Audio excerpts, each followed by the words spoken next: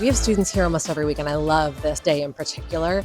The energy that they bring, us hopefully being able to open their eyes to different careers.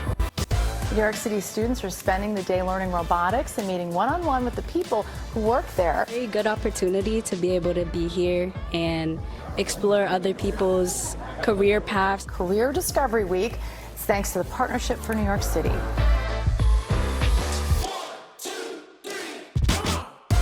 Career Discovery Week gives our students an opportunity to see what we're teaching in the classroom and giving them direct exposure to the kind of jobs that we want to prepare them for. It's so important to me that we all have this opportunity to reach out and meet other people so we know, hey, I have an interest in this and I never thought that this was an opportunity for me. I love the idea of having New York kids come work at the MTA and make careers there. This next generation, they're so curious. They're quick, they're adaptable. I think curiosity, flexibility, those are key assets, and I see that in spades in this next generation.